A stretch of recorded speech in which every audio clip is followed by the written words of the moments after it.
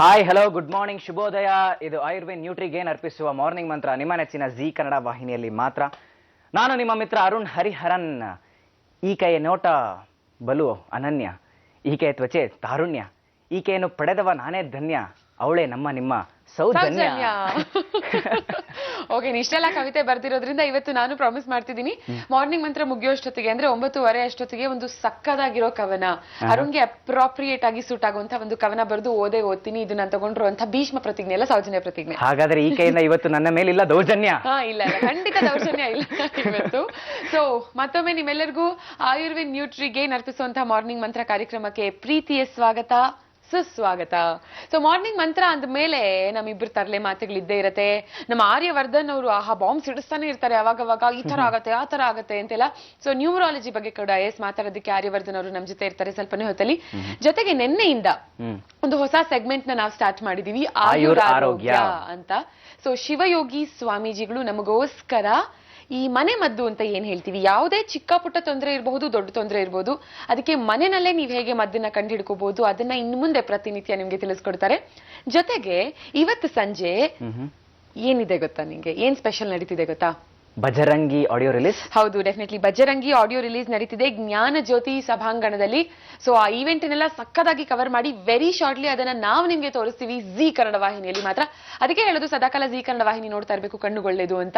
ಸುಮಾರು ವಿಷಯಗಳು ನಿಮ್ಗೆ ಗೊತ್ತಾಗ್ತಿರುತ್ತೆ ಜಿ ಕನ್ನಡದಲ್ಲಿ. ಹಾಗೆ ಇವತ್ತು ಬಹುಜನರ ಬೇಡಿಕೆಯ ಮೇರೆಗೆ ಮುದ್ರಾದಲ್ಲಿ ಬರಹ ಮುದ್ರಾನ ತೋರಿಸ್ಕೊಡ್ತಾರೆ, ಮತ್ತೆ ಒಂದು ರಿಪೀಟ್ ಹಾಕ್ತಾ ಇದೀವಿ ಜಸ್ಟ್ ಬಿಕಾಸ್ ಆಡಿಯನ್ಸ್ ತುಂಬಾ ಕೇಳ್ಕೊಂಡಿದ್ದಾರೆ. ಇನ್ಫ್ಯಾಕ್ಟ್ ಏನಂದ್ರೆ, ನೀವು ನ್ಯೂಸ್ ಪೇಪರ್ ಅಲ್ಲಿ ಅಡ್ವರ್ಟೈಸ್ಮೆಂಟ್ಸ್ ಎಲ್ಲ ನೋಡ್ತಿದ್ರೆ ಬರವಣಿಗೆ ಚೆನ್ನಾಗಿದ್ರೆ ಅಂದ್ರೆ ಕೈ ಬರಹ ಚೆನ್ನಾಗಿದ್ರೆ ಹಣೆ ಬರಹನು ಚೆನ್ನಾಗಿರುತ್ತೆ. ಸೊ ನಿಮ್ಮ ಹ್ಯಾಂಡ್ ರೈಟಿಂಗ್ ನ ಇಂಪ್ರೂವ್ ಮಾಡ್ಕೊಳ್ಳಿ, ಕೋರ್ಸ್ ಸೇರ್ಕೊಳ್ಳಿ ಅಂತೆಲ್ಲ ಹೇಳ್ತಿರ್ತಾರೆ. ಯಾಕೆ ಸುಮ್ಮನೆ ₹1,000 ಖರ್ಚು ಮಾಡಿ ಕೋರ್ಸ್ ಎಲ್ಲ ಸೇರ್ಕೋಬೇಕಾ? ಬೇಡ, ನಿಮ್ ಬರವಣಿಗೆನ ಈ ಒಂದು ಮುದ್ರಾ ಇಂದಾನೆ ನೀವು ಇಂಪ್ರೂವ್ ಮಾಡ್ಕೋಬಹುದು. ಸೊ ಬರವಣಿಗೆ ಮುದ್ರಾ ತೋರಿಸ್ಕೊಡ್ತಾ ಇದ್ದಾರೆ ನಮ್ಮ ಶ್ರೀ ಶ್ರೀ ಶ್ರೀ ಲಕ್ಷ್ಮೀ ಶ್ರೀನಿವಾಸ್ ಅವರು. ಹಾಗೆ ಇವತ್ತು ಕರ್ನಾಟಕ ಬೇಲ್ ಹೌಸ್ ಮತ್ತೆ ನೆನ್ನೆ ತೋರಿಸಿದ್ವಿ, ಇವತ್ತು ತೋರಿಸ್ತಾ ಇದೀವಿ. ಸ್ಪೆಷಲ್ ಆದ ಚಾಟ್ ಸೂಪರ್ ಆಗಿದೆ, ಇವತ್ತು ಕೂಡ ಅದನ್ನು ತೋರಿಸ್ತೀವಿ ಟಿಫನ್ ಬಾಕ್ಸ್ ಅಲ್ಲಿ. Yes, definitely. ಅಂಡ್ ಇವಾಗ to start with morning Mantra ಕಾರ್ಯಕ್ರಮದಲ್ಲಿ ಏನ್ ಮಾಡೋಣ? ಆಯುರಾರೋಗ್ಯ. ಹೆಲ್ತ್ ಇಸ್ ವೆಲ್ತ್ ಅಂತ ಹೇಳ್ತಾರೆ. ಮತ್ತೆ ಇವತ್ತೇನೋ ನಿಂಗೆ ಪ್ರಾಬ್ಲಮ್, ಹೆಲ್ತ್ ಇಸ್ ವೆಲ್ತ್ ಅಂತ ಅಂತಾರೆ. ನಮ್ಮ ಅರುಣ್ ಹೆಲ್ದಿ ಆಗಿರ್ಬೇಕು, ನಾನ್ ಹೆಲ್ದಿ ಆಗಿರ್ಬೇಕು, ನೀವೆಲ್ಲರೂ ಹೆಲ್ದಿ ಆಗಿರ್ಬೇಕು ಅಂದ್ರೆ ಈ ಮನೆ ಮದ್ದನ್ನ ನೀವು ನೋಡ್ಲೇಬೇಕು. ಆಯುರಾರೋಗ್ಯ ಅನ್ನುವಂಥ ಬ್ಯೂಟಿಫುಲ್ ಸೆಗ್ಮೆಂಟ್ ನಿನ್ನೆಯಿಂದ ಸ್ಟಾರ್ಟ್ ಆಗಿದೆ. ಸೆಕೆಂಡ್ ಸೆಗ್ಮೆಂಟ್ ಇವತ್ತು ನಾವು ತೋರಿಸ್ತಾ ಇದೀವಿ, ನೋಡ್ಕೊಂಡು ಬನ್ನಿ.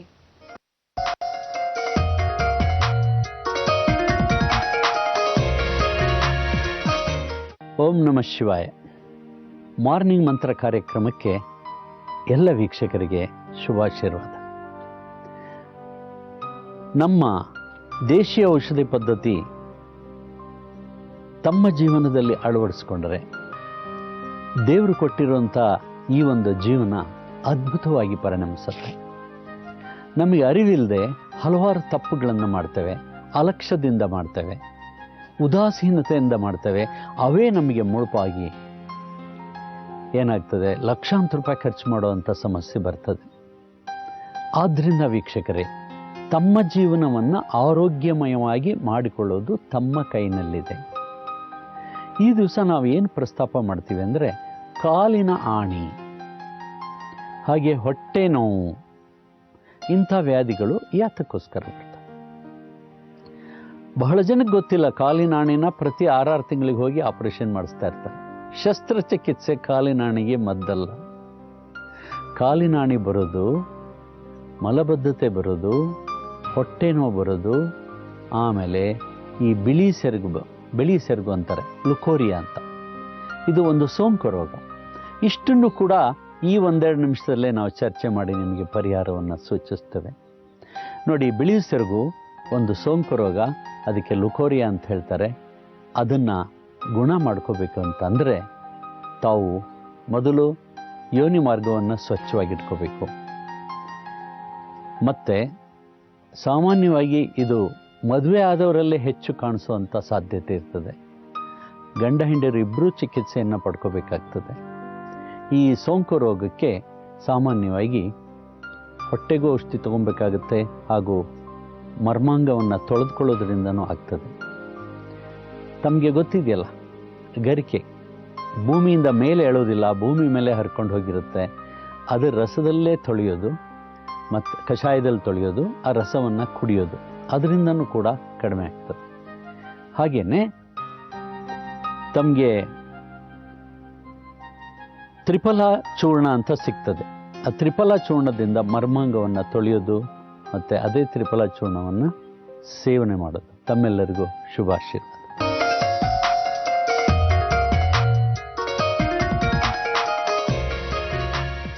ಆಯುರಾರೋಗ್ಯ ಅನ್ನುವಂಥ ಈ ಸೆಗ್ಮೆಂಟ್ ನಿಮಗೆ ಹೇಗೆ ಅನಿಸ್ತಾ ಇದೆ? ಇಷ್ಟ ಆಗ್ತಿದೆಯಾ? ಇನ್ನು ಏನ್ ಆಡ್ ಮಾಡ್ಬೇಕಂತ ನಿಮಗೆ ಅನ್ಸುತ್ತೆ? ನಿಮ್ಮ ಫೀಡ್ಬ್ಯಾಕ್, ಕಮೆಂಟ್ಸ್, ಕಾಂಪ್ಲಿಮೆಂಟ್ಸ್ ಎಲ್ಲ ತುಂಬಾನೇ ವೆಲ್ಕಮ್. ಸೊ ನಮ್ಮ ಫೇಸ್ಬುಕ್ ನಲ್ಲಿ ಫ್ಯಾನ್ ಪೇಜ್ ಇದೆ ಜಿ ಕನ್ನಡ ಅಂತ, ಅದನ್ನ ಲೈಕ್ ಮಾಡಿ ಅಲ್ಲಿ ಮೆಸೇಜ್ ಕಳಿಸಬಹುದು. ಇಲ್ಲ ಪತ್ರಗಳನ್ನ ಬರಿಬೇಕಾದ್ರೆ ಇದನ್ನ ಕೂಡ ಕಳಿಸಬಹುದು. ಯಾವ ಸೆಗ್ಮೆಂಟ್ ಇಷ್ಟ ಆಗ್ತಿದೆ, ಯಾವ್ದು ಇಷ್ಟ ಆಗ್ತಿಲ್ಲ, ಯಾಕೆ ಇಷ್ಟ ಆಗ್ತಿದೆ, ಯಾಕೆ ಇಷ್ಟ ಆಗ್ತಿಲ್ಲ ಎಲ್ಲ ಕಳಿಸಬಹುದು. ಸೊ ಇವಾಗ ನೀವು ಆಯುರ್ ಆರೋಗ್ಯ ಸೆಗ್ಮೆಂಟ್ ನೋಡ್ಕೊಂಡು ಬರೋ ಆ ಒಂದು ಸೈಕಲ್ ಗ್ಯಾಪ್ ನಲ್ಲಿ ಅರುಣ್ ಮೇಲೆ ಒಂದು ಕವನ ಬರೆದು ರೆಡಿ ಆಗಿಟ್ಕೊಂಡಿದ್ದೀನಿ ನಾನು. ಇವನು ನಮ್ಮ ನಿಮ್ಮ ಮಿತ್ರ ಅರುಣ. ವಾ ವಾ ವಾ ವಾ. ಇವನು ನಮ್ಮ ನಿಮ್ಮ ಮಿತ್ರ ಅರುಣ, ಇವನ ಮಾತಿನ ಸುರಿಮಳೆಗೆ ನಾಚಿಕೊಳ್ತಾನೆ ವರುಣ. ಓ ವಾ ವಾ ವಾ ವಾ. ದಾನ ಧರ್ಮದಲ್ಲಿ ಇವನು ಶೂರನಾದ ಕರ್ಣ, ವಾ ವಾ ವಾ. ಗೋಧಿ ಬಣ್ಣ ಇವನ ಮೈಯ ವರ್ಣ. ವಾ ವಾ ವಾ ವಾ ವಾ. ಸದ್ಯಕ್ಕೆ ನೋಡ್ಕೊಂಡ್ ಬರೋಣ ಮುದ್ರವನ್ನ. ಹೌದೌದು, ನೋಡ್ಕೊಂಡ್ ಬನ್ನಿ ಮುದ್ರ.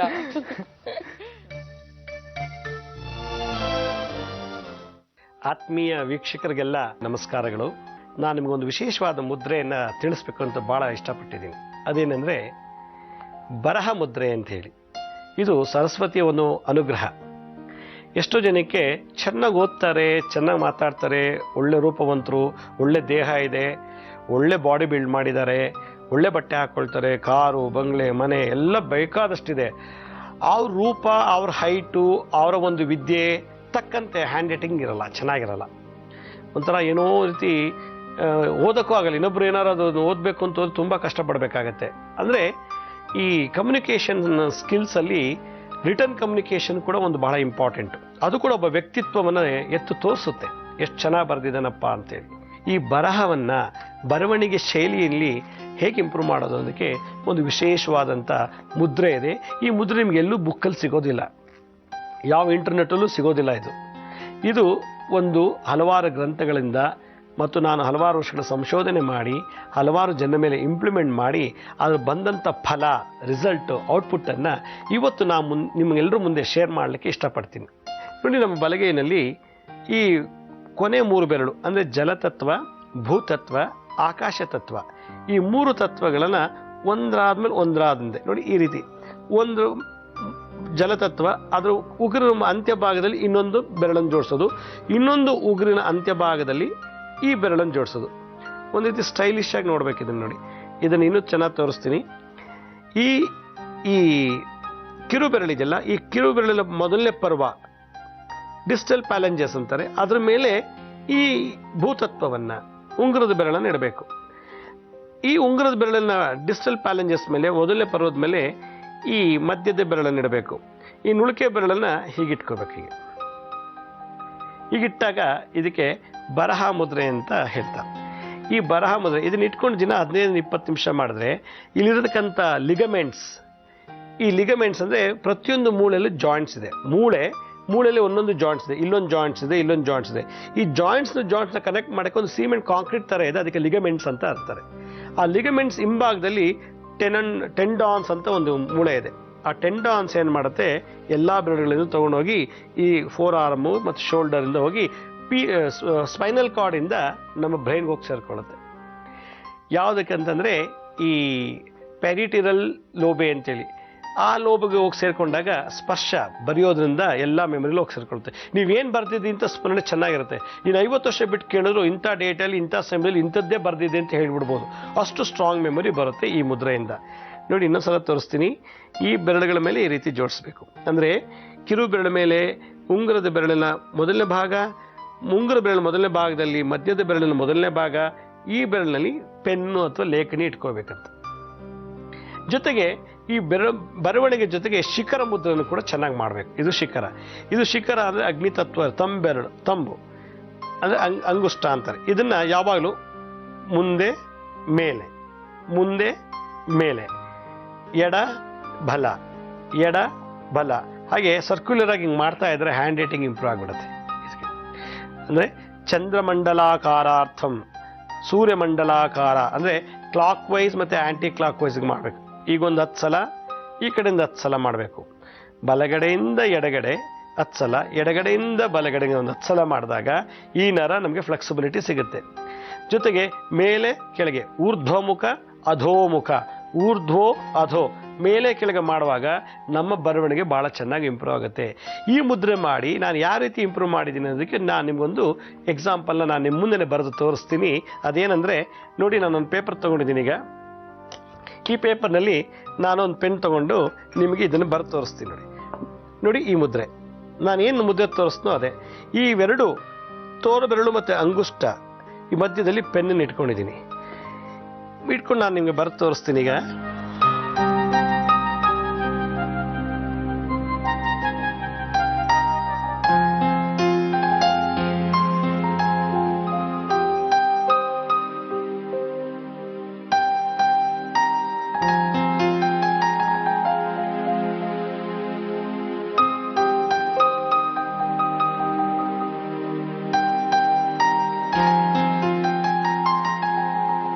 ನೋಡಿ, ನಾನು ಬರೆದಿರೋ ಅಕ್ಷರ ಹೀಗಿದೆ. ಇದು ಹ್ಯಾಂಡ್ ರೈಟಿಂಗ್ ಚೆನ್ನಾಗಿದೆಯೋ ಏನೋ ಗೊತ್ತಿಲ್ಲ, ಆದರೆ ನಾನು ಬರೆಯೋ ಸ್ಟೈಲ್ ಹೀಗೆ, ನನ್ನ ಹ್ಯಾಂಡ್ ರೈಟಿಂಗ್ ಹೀಗಿದೆ ಕನ್ನಡದಲ್ಲಿ. ಇದನ್ನೇ ನಾನು ಇಂಗ್ಲೀಷಲ್ಲಿ ಬರ್ದು ತೋರಿಸ್ತೀನಿ. ಬೇರೆ ಸುಮ್ಮನೆ ಒಂದು ಪ್ಯಾರ ಬರ್ದು ತೋರಿಸ್ತೀನಿ ಹೇಗೆ ನಮ್ಮ ಹ್ಯಾಂಡ್ ರೈಟಿಂಗ್ನು.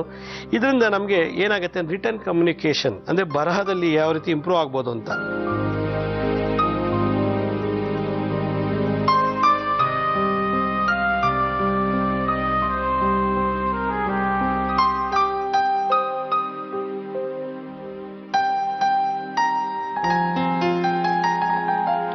ನೋಡಿ, ನನ್ನ ಇಂಗ್ಲೀಷ್ ಹ್ಯಾಂಡ್ ರೈಟಿಂಗ್ ಇದು.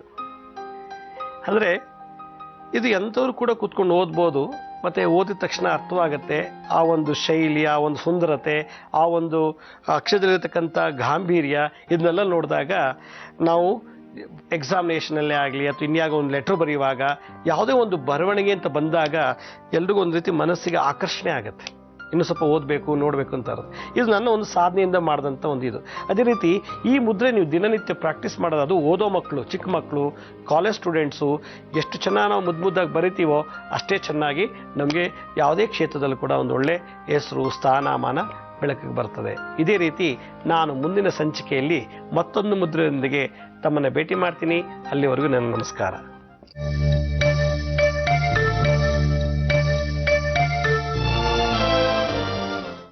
ಮುದ್ರಾ ಮತ್ತೆ ನಿಮಗೋಸ್ಕರ ತೋರಿಸಿದೀವಿ. ಹೀಗೆ ಒಂದು ತ್ರಿಪದಿ ಹೇಳೋದಕ್ಕೆ ಇಷ್ಟಪಡ್ತೀನಿ. ಸೇಂದಿಯನ್ನು ಸೇವಿಸುವವನು ಹಂದಿಗಿಂತಲೂ ಕಡೆ. ಯಾಕಂದ್ರೆ ಹಂದಿ ಒಂದೆಡೆ ಉಪಕಾರಿ, ಕುಡುಕ ಹಂದಿಗಿಂತಲೂ ಕಡೆ ಸರ್ವಜ್ಞ ಅಂತ ಹೇಳಿದಾನೆ. ಏನಕ್ಕೆ ಇವತ್ತು ಕುಡಿತದ ಬಗ್ಗೆ ಮಾತಾಡಿದೆ ಅಂತಂದ್ರೆ, ನೆನ್ನೆ ಪುನರ್ವಿವಾಹ ನೋಡಿಲ್ಲ, ಬಟ್ ಬಂದ ತಕ್ಷಣ ಕಥೆ ಹೇಳ್ತಿದ್ದ ಅವನು ಮೇಕಪ್ ರೂಮ್ ಅಲ್ಲಿ. ಆಕ್ಚುಲಿ ಸೂರ್ಯ ಅವರು ನಾನು ಇಷ್ಟಪಡ್ತಿದ್ದೀನಿ ಆರ್ತಿ ಅವ್ರನ್ನ ಅಂತ ಹೇಳೋದಕ್ಕೆ ಧೈರ್ಯ ಬರ್ತಿಲ್ಲ. ಅದಕ್ಕೆ ಧೈರ್ಯ ಹೇಗ್ ಬರುತ್ತೆ ಗೊತ್ತಲ್ಲ, ಯೂಶಲಿ ಹುಡುಗರು ಹೇಗೆ ಹುರಿದುಂಬಿಸ್ತಾರೆ ಅಂತ, ಫುಲ್ ಟೈಟ್ ಆಗ್ಬಿಡು, ಹೋಗೆಲ್ಲ ಇಳ್ಬಿಡು ಅಂತೆಲ್ಲ ಹೇಳ್ತಾರೆ. ಹಂಗೇನೆ ಇವರೆಲ್ಲ ಫುಲ್ಲು ನೋಡಪ್ಪ ಸ್ವಂತ ಅಣ್ಣನ್ನ ಕುಡಿಸ್ತಾ ಇದ್ದಾರೆ ಇನ್ನು ಪುನರ್ವಿವಾಹ. ನಿಜ ಹೇಳ್ಬೇಕು ಅಂದ್ರೆ ನಮ್ 3 ಜನಕ್ಕೂ ಕುಡಿತದ ಗಂಧನೇ ಇಲ್ಲ, ಬಟ್ ಅಲ್ಲಿ ಆಕ್ಟಿಂಗ್ ಪರ್ಫಾರ್ಮೆನ್ಸ್ ನೋಡಿದ್ರೆ ಈ ನನ್ನ ಮಕ್ಕಳು 24 ಗಂಟೆ ಕುಡಿತಾರ ಅಂತ ಅನ್ಕೊಬೇಕು. ಅದಕ್ಕೆ ಈ ಒಂದು ತ್ರಿಪದಿ ಹೇಳಿದ್ದು. ಇದನ್ನ ತಿಳ್ಕೊಂಡವ್ರು ಯಾರು ತಪ್ಪು ಮಾಡ್ತಾರ ಅಂದ್ರೆ, ಕುಡಿಯೋದು ಹೇಗೆ ಅಂತ, ಒಬ್ಬ ಕುಡುಕ ಹಂದಿಗಿಂತನೂ ಕಡೆ ಅಂತೆ. ಹಂದಿ ಅದು ಹೊಲ್ಸಲೇ ಇರುತ್ತೆ, ಹೊಲ್ಸನೆ ತಿನ್ನತ್ತೆ. ಆದ್ರೆ ಹಂದಿ ಯಾವ್ದಾದ್ರು ಒನ್ ಟೈಮ್ ಅಲ್ಲಿ ಹೆಲ್ಪ್ ಆಗತ್ತೆ, ಉಪಯೋಗಕ್ಕೆ ಬರುತ್ತೆ. ಬಟ್ ಕುಡುಕ ಅದಕ್ಕಿಂತ ಕಡಿಮೆ ಅಂತ ಹೇಳಿ. ಬಟ್ ಹಂದಿ ಅಂತ ನೀ ಹೇಳ್ತಿದ್ದ ಹಾಗೆ ನನಗೆ ನೆನಪಾಯ್ತು, ಹಂದಿ ಇಸ್ ದ ಓನ್ಲಿ ಆನಿಮಲ್ ಆಕಾಶ ನೋಡಕ್ಕಾಗಲ್ವಂತದಕ್ಕೆ. ಅದರ ದೇಹದ ಭಾರ ಎಷ್ಟಿರುತ್ತೆ ಅಂದ್ರೆ ತಲೆ ಇಷ್ಟು ಎತ್ತಕ್ಕಾಗಲ್ಲ, ಇನ್ನು ಆಕಾಶ ನೋಡೋದಂತೂ ದೂರದ ಮಾತು. ಬೇಕಾದ್ರೆ ನೀವು ಗಮನಿಸಿ ನೋಡಿ, ನಾಯಿಗಳ ಆಕಾಶ ನೋಡುತ್ತೆ, ಬೆಕ್ಕುಗಳ ಆಕಾಶ ನೋಡುತ್ತೆ, ಹಸುಗಳು ಕೂಡ ನೋಡಕ್ಕಾಗತ್ತೆ, ಯಾವುದೇ ಪ್ರಾಣಿ ಆದ್ರೂ. ಇದಕ್ಕೆ ಇನ್ನೊಂದು ಉದಾಹರಣೆ ಇದೆ. ಅಂದ್ರೆ ಒಂದು ನಮ್ಮ ಮುಸ್ಲಿಂ ಬಾಂಧವರು ಏನಿದ್ದಾರೆ, ಹಂದಿನ ಇಷ್ಟ ಪಡೋದಿಲ್ಲ. ಹಂದಿ ಅಂದ್ರೆ ಆಗೋದಿಲ್ಲ. ಯಾಕಂದ್ರೆ ಅವ್ರಿಗೆ ಚಂದ್ರನೇ ದೇವ್ರಲ್ವಾ, ಅದು ಎತ್ತಿ ತಲೆ ಎತ್ತಿ ಚಂದ್ರ ನೋಡಕ್ ಆಗಲ್ಲ ಅನ್ನೋ ಒಂದೇ ಕಾರಣಕ್ಕೆ ಅದನ್ನ ತಿರಸ್ಕರಿಸಿ ಅದನ್ನ ಕೀಳಾಗಿ ನೋಡ್ತಾರಂತೆ. ಚಂದ್ರ ಯಾರ ಸಹೋದರ ಅಂತ ಗೊತ್ತಾ ನಿನಗೆ? ಚಂದ್ರ ಯಾರ ಸಹೋದರ? ನನ್ನ ಸಹೋದರನ? ಖಂಡಿತ ಅಲ್ಲ, ಲಕ್ಷ್ಮಿಯ ಸಹೋದರ. ಯಾಕೆ ಅಂದ್ರೆ ಈ ಕ್ಷೀರಸಾಗರದ ಮಂಥನ ಮಾಡ್ಬೇಕಾದ್ರೆ, ಸಮುದ್ರ ಮಂಥನ ಮಾಡ್ಬೇಕಾದ್ರೆ ಲಕ್ಷ್ಮಿ ಬಂದಂತ ಆ ಸನ್ನಿವೇಶ ಏನಿದೆ, ಅದಾದ್ಮೇಲೆ ಚಂದ್ರ ಬರ್ತಾನೆ. ಸೊ ಹಾಗಾಗಿ ಒಟ್ಟಿಗೆ ಒಂದೇ ಕಡೆಯಿಂದ ಇಬ್ರು ಜನಿಸಿದ್ರಿಂದ ಸಹೋದರ ಸಹೋದರಿ ಅಂತೆಲ್ಲ ಕನ್ಸಿಡರ್ ಮಾಡ್ತಾರೆ. ನೋಡಿದ್ರ ಆಕ್ಚುಲಿ ಏನ್ ಡಿಸೈಡ್ ಮಾಡಿರ್ಲಿಲ್ಲ, ಆನ್ ದ ಸ್ಪಾಟ್ ಟಕ್ಕ ಟಕ್ಕ ಟಕ್ಕ ಅಂತ ಎಷ್ಟೆಲ್ಲ ವಿಷಯಗಳು ಗೊತ್ತಾಗುತ್ತೆ ನಮ್ಗೆ. ಅದಕ್ಕೆ ಹೇಳೋದು ಮಾರ್ನಿಂಗ್ ಮಂತ್ರ ನೋಡ್ತಾ ಇರ್ಬೇಕು ಅಂತ. ಇನ್ಫ್ಯಾಕ್ಟ್ ನಾಳೆ ತುಂಬಾ ಸ್ಪೆಷಲ್ ಆದಂತಹ ದಿನ, 1913 ನವೆಂಬರ್ 13ನೇ ತಾರೀಕು, ಅಂದ್ರೆ ಎಕ್ಸಾಕ್ಟ್ಲಿ 100 ವರ್ಷಗಳ ಹಿಂದೆ ನಾಳೆ ಏನಿದೆ that was the very special day ಇಡೀ ಏಷ್ಯಾ ಖಂಡಕ್ಕೆ. ಯಾಕಂದ್ರೆ ನಮ್ಮ ರವೀಂದ್ರನಾಥ್ ಟ್ಯಾಗೋರ್ ಅವ್ರಿಗೆ ನೋಬೆಲ್ ಪ್ರಶಸ್ತಿ ಅನೌನ್ಸ್ ಆದಂತಹ ದಿನ. ಇದ್ರ ಬಗ್ಗೆ ಎಲ್ಲ ಮಾತಾಡೋಣ. ಜೊತೆಗೆ ರವೀಂದ್ರನಾಥ್ ಟ್ಯಾಗೋರ್ ಅವರ ಮಾತುಗಳನ್ನ ಕೇಳಿಸ್ಕೊಳ್ಳುವಂತ ಆಸೆ ನಿನಗಿದ್ಯಾ? ಸೊ ಮಾರ್ನಿಂಗ್ ಮಂತ್ರದ ಸ್ಪೆಷಾಲಿಟಿ ಅಂದ್ರೆ ಅರುಣ್, ಸಾಕಷ್ಟು ವಿಷಯಗಳು. ಇವಾಗ ಯೂಶಲಿ ಯಾವುದೇ ಒಂದು ಚಾನಲ್ ಹಾಕಿದ್ರೆ ನಿಮ್ಮ ದಿನ ಭವಿಷ್ಯ ಹೀಗಿರತ್ತೆ ಹಾಗಿರತ್ತೆ ಅಂತ ಹೇಳ್ತಾರೆ. ಇಲ್ಲ ನ್ಯೂಸ್ ಚಾನಲ್ ಹಾಕಿದ್ರೆ ಅಲ್ಲಿ ಹಾಗೆ ನಡೀತು, ಇಲ್ಲಿ ಹೀಗೆ ನಡೀತು, ಗಂಡ ಹೆಂಡತಿನ ಸಾಯಿಸ್ದ, ಹೆಂಡತಿ ಗಂಡನ ಸಾಯಿಸ್ದ, ಬರೀ ಈ ತರ ವಿಷಯಗಳು. ಈ ಎಲ್ಲದರ ಮಧ್ಯೆ ಐ ಥಿಂಕ್ ನಾವು ನಮ್ಮತನವನ್ನ, ನಮ್ಮ ದೇಶದವರೆಲ್ಲ ನಾವು ಹೆಮ್ಮೆ ಪಡಬೇಕಾಗಿರುವಂತಹ ಎಷ್ಟೋ ವಿಷಯಗಳನ್ನ, ಅದನ್ನೆಲ್ಲ ಅದ್ರ ಬಗ್ಗೆ ಎಲ್ಲ ಮಾತಾಡದೆ ಅದನ್ನೆಲ್ಲ ಮರಿತಾ ಹೋಗ್ತಿದೀವಿ ಅಂತ ಎಲ್ಲೋ ಒಂದ್ ಕಡೆ ಅನ್ಸಲ್ವಾ ನಿಮ್ಗೆ? ಖಂಡಿತ ಅನ್ಸುತ್ತೆ, ಆದ್ರೆ ಮರಿತಿಲ್ಲ, ನಾವು ತೋರಿಸ್ಕೊಡ್ತಿದೀವಿ. ಹೌದು, ಆಕ್ಚುಲಿ ಎಲ್ಲರೂ ಮರಿತಿರುವಂತಹ ಈ ಸಮಯದಲ್ಲಿ ಒಬ್ಬ ವ್ಯಕ್ತಿಯನ್ನ ನಾವು ನೆನಪು ಮಾಡ್ಕೊಳ್ಳೇಬೇಕು. ಹೌದು, ಇನ್ಫ್ಯಾಕ್ಟ್ ಯಾರು ಮರ್ತಿಲ್ಲ ಇವ್ರನ್ನ. ಬಟ್ ಇನ್ನೊಂದು ಸಲ ಅವ್ರು ಮಾಡಿರುವಂತಹ ಸಾಧನೆಯ ಮೂಲಕ ಮಾರ್ನಿಂಗ್ ಮಂತ್ರದಲ್ಲಿ ಅವ್ರಿಗೆ ಇನ್ನೊಂದ್ಸಲ ಸಲಾಂ ಅಂತ ಹೇಳುವಂತಹ ಒಂದು ಚಿಕ್ಕ ಕೆಲಸ ನಾವು ಮಾಡ್ತಾ ಇದೀವಿ. ನಾವು ಮಾತಾಡ್ತಾ ಇದೀವಿ ಇವಾಗ ರವೀಂದ್ರನಾಥ್ ಟ್ಯಾಗೋರ್ ಅವ್ರ ಬಗ್ಗೆ. 1913 ನಾನು ನಿಮ್ಗೆ ಹೇಳ್ತಿದ್ದೆ, 1913 ಇಸ್ವಿ, ಅಂದ್ರೆ ಎಕ್ಸಾಕ್ಟ್ಲಿ 100 ವರ್ಷಗಳ ಹಿಂದೆ ಇವರಿಗೆ ನೋಬೆಲ್ ಪ್ರಶಸ್ತಿ ಅನೌನ್ಸ್ ಆಯ್ತು ಅಂತ. ಇನ್ಫ್ಯಾಕ್ಟ್ ಸುಮಾರು ಅಮೆರಿಕನ್ ಪತ್ರಿಕೆಗಳೆಲ್ಲ ಬರ್ದಿತ್ತಂತೆ. ಏನಂತ ಅಂದ್ರೆ, ಇದೇನಿದು ಬೆಳ್ಳಗಿರುವಂತವ್ರಿಗೆ ಒಂದು ನೋಬೆಲ್ ಪ್ರಶಸ್ತಿ ಕೊಡೋದನ್ನ ಬಿಟ್ಟು ಯಾರೋ ಕಪ್ಪಗಿರೋರಿಗೆ ನೋಬೆಲ್ ಪ್ರಶಸ್ತಿ ಕೊಟ್ಟಿದಾರಲ್ಲ ಅಂತ. ಬಿಕಾಸ್ ಅದೇ ಫಾರ್ ದಿ ಫಸ್ಟ್ ಟೈಮ್ ಆ ಇಯರ್ ನೋಬೆಲ್ ಪ್ರಶಸ್ತಿನ ಅನೌನ್ಸ್ ಮಾಡೋದಕ್ಕೆ ಸ್ಟಾರ್ಟ್ ಮಾಡಿದ್ದು. ಎಲ್ಲರಿಗೂ ಏನಂದ್ರೆ ಕಪ್ಪಗಿರೋರ್ಗೆ ಯಾಕೆ ಪ್ರೈಸ್ ಕೊಡ್ಬೇಕು ಫಸ್ಟ್ ನಾವು ಅಂತ. ರೇಸಿಸಂ ಇತ್ತಲ್ಲ, ರೇಸಿಸಂ ಸಿಕ್ಕಾಪಡೆ ಇತ್ತು. ಸೊ ಇನ್ಫ್ಯಾಕ್ಟ್ ಏನಂದ್ರೆ ರವೀಂದ್ರನಾಥ್ ಟ್ಯಾಗೋರ್ ಅವ್ರನ್ನ ನಾಮಿನೇಟ್ ಮಾಡಿದ್ ಯಾರು, ಇನ್ಫ್ಯಾಕ್ಟ್ ಅವರು ಕೊನೆ ಮೂಮೆಂಟ್ ವರೆಗೂ ಸೆಲೆಕ್ಟ್ ಆಗ್ತಾರಾ ಇಲ್ವಾ ಅನ್ನೋ ಕನ್ಫ್ಯೂಷನ್ ಇತ್ತು. ಹೇಗೆ ಅವ್ರನ್ನ ನಾಮಿನೇಟ್ ಮಾಡಿದ್ ಯಾರು ಎಲ್ಲ ಇನ್ನಷ್ಟು ಡೀಟೇಲ್ಸ್ ನಾಳೆ ಕೊಡ್ತೀವಿ ನಾವು ಇದೇ ಮಾರ್ನಿಂಗ್ ಮಂತ್ರ ಕಾರ್ಯಕ್ರಮದಲ್ಲಿ. ಬಟ್ ಇವಾಗ ಒಂದಷ್ಟು ಚಿಕ್ಕ ಚಿಕ್ಕ ಹೋಮ್ವರ್ಕ್ ಎಲ್ಲ ಮಾಡ್ಕೊಂಡ್ ಬಂದಿದ್ದೀನಿ, ಇದ್ರ ಬಗ್ಗೆ ನಾನು ಸ್ವಲ್ಪ ಮಾತಾಡ್ಬಿಡೋಣ ಅಂತ. ಇನ್ಫ್ಯಾಕ್ಟ್ 1980 ವರ್ಗೂ 1980 ಇಸ್ವಿವರೆಗೂ ನೋಬೆಲ್ ಪ್ರಶಸ್ತಿ ಕೊಡ್ಬೇಕಾದ್ರೆ ಆ ಒಂದು ಪದಕ ಅಂತ ಏನ್ ಕೊಡ್ತಾರೆ, 23 ಕ್ಯಾರೆಟ್ ಚಿನ್ನದಲ್ಲಿ ಆ ಪದಕನ ಮಾಡ್ತಿದ್ರಂತೆ. ಓಕೆನಾ? ಅದಾದ್ಮೇಲೆ 18 ಕ್ಯಾರೆಟ್ ಗೋಲ್ಡ್ ನಲ್ಲಿ ಅದನ್ನ ಮಾಡೋದಕ್ಕೆ ಸ್ಟಾರ್ಟ್ ಮಾಡಿದ್ರಂತೆ. ಸೊ ಪದಕ ಏನಿದೆ ಅದು 18 ಕ್ಯಾರೆಟ್ ಗೋಲ್ಡ್ ನಲ್ಲಿ ಇರುತ್ತೆ, ಅದರ ಮೇಲೆ 24 ಕ್ಯಾರೆಟ್ ಚಿನ್ನದ ಲೇಪನ ಮಾಡ್ತಿದ್ರು. ಇದ್ರ ತೂಕ ಎಷ್ಟಿರುತ್ತೆ ಗೊತ್ತಾ? 175 ಗ್ರಾಮ್ಸ್, ಅಷ್ಟು ದಪ್ಪ ಇರುತ್ತೆ. ಹೌದು, ಓಕೆನಾ? ಸೊ ಇದನ್ನ ಕೈಯಲ್ಲಿ ಸೂಕ್ಷ್ಮವಾಗಿ ಕೆತ್ತಿರ್ತಾರೆ, ಯಾವುದು ಮೆಷಿನ್ ಮಾಡೋದಲ್ಲ ಈ ಪದಕನ, ಹ್ಯಾಂಡ್ ಮೇಡ್. ಹೌದು, ಹ್ಯಾಂಡ್ ಮೇಡ್ ಇದು. ಸೊ ಇದ್ರ ಬಗ್ಗೆ ಇನ್ನಷ್ಟು ಮಾತಾಡೋಣ. ಬಟ್ ಅದಕ್ಕಿಂತ ಕ್ಯಾರೆಟ್ ಗಿಂತ ನಮಗೆ ಇವಾಗ ಈರುಳ್ಳಿ ಕ್ಯಾರೆಟ್ ತುಳಿದಿರೋ ಚಾಟ್ಸ್ ತಿನ್ಬೇಕು ಅಂತ ತುಂಬಾ ಆಸೆ ಆಗಿದೆ. ಕರ್ನಾಟಕ ಚಾಟ್ಸ್ ಹೌಸ್ ಏನದು, ಕರ್ನಾಟಕ ಬೇಲ್ ಹೌಸ್ಗೆ ಅದಕ್ಕೆ ನಾವು ನಿಮ್ಮನ್ನ ಕರ್ಕೊಂಡು ಹೋಗ್ತಿದೀವಿ. ಅಲ್ಲಿ ಇವತ್ತು ಯಾವ ಸ್ಪೆಷಲ್ ಆಗಿರುವಂತಹ ಚಾಟ್ ನ ತೋರಿಸ್ತಾ ಇದೀವಿ, ಅದರ ಸ್ಪೆಷಾಲಿಟಿ ಏನು ಎಲ್ಲ ನೋಡ್ಕೊಂಡ್ ಬಂದ್ಬಿಡಿ ನೀವೇ.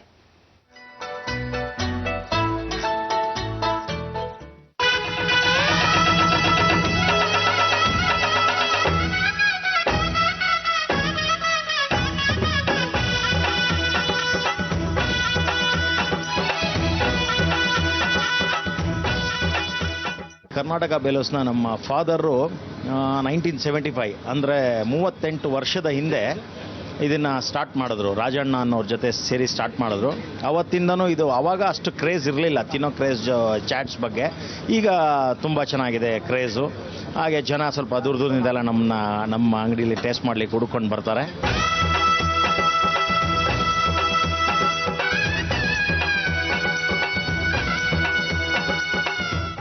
ಆಲ್ಮೋಸ್ಟ್ 10 ಇಯರ್ಸಿಂದ ಬರ್ತಾ ಇದೀವಿ. ಫಸ್ಟ್ ಸ್ಪೂನ್ ಯಾವ ಥರ ಇರುತ್ತೋ ಲಾಸ್ಟ್ ಸ್ಪೂನ್ವರೆಗೂ ಹಾಗೆ ಇರುತ್ತೆ. ಅದಕ್ಕೋಸ್ಕರ ಬರ್ತೀವಿ, ಮಸಾಲೆ ಪುರಿಗೋಸ್ಕರ.